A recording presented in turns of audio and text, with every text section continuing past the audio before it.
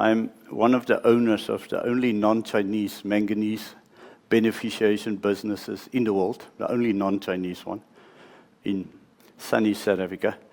And when people talk about battery minerals, I just smile because the miners should be doing the mining and the OEMs should be building cars, and the space in between is humongously different to mining and different to car making and totally controlled by China. I certainly can tell you that the IRA has caused huge dislocation. I think history is going to be kind to how it achieved certain political objectives. History is going to be unkind as to the misallocation of capital that will come from it.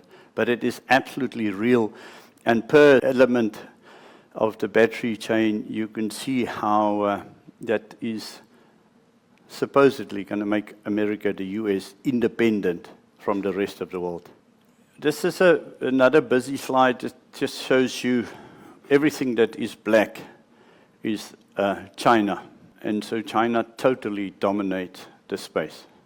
That is why we did get the IRA. That is why the EU are talking the way they talk. But this is a statement of current reality.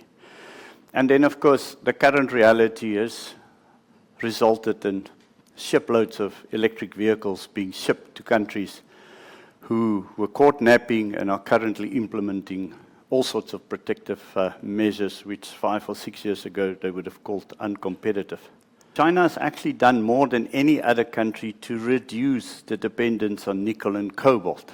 Now, you can agree or disagree with the need for that, but those sort of middle 3 bars on the left-hand side shows that it's China's moving away from high nickel and cobalt that has really moved the whole world's supply chains into a much better position.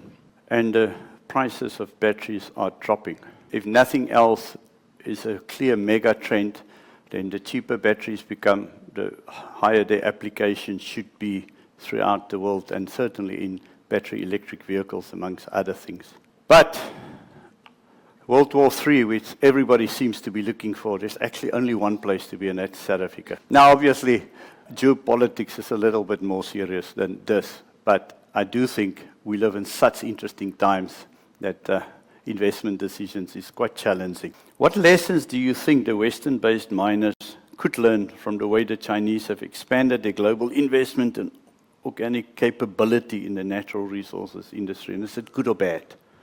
My passion for the last more than 2 decades has been China, the rise of China, the relationship of that to the world, in particular to the United States.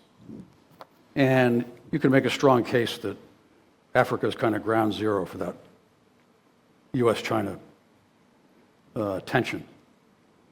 In general, the Chinese companies are hungrier, more tolerant of failure, much faster. And maybe most important, they're looking at the long-term success. The single most important reason for Ford to be in China is not because the Chinese automotive market is larger than both the American and European markets combined, although that's an important reason. The most important reason is because you see the future faster. The rate of innovation, the speed at which the Chinese automotive industry is moving is much, much faster than the Western competition. So if you accept the fact that if you've got the largest market in the world and you're the leader in that market, the likelihood is sooner or later you're going to be a leader in the world. And if that's the case, then Ford ought to understand how to compete against that right now and start innovating at the same speed. And the same thing applies in the mining industry.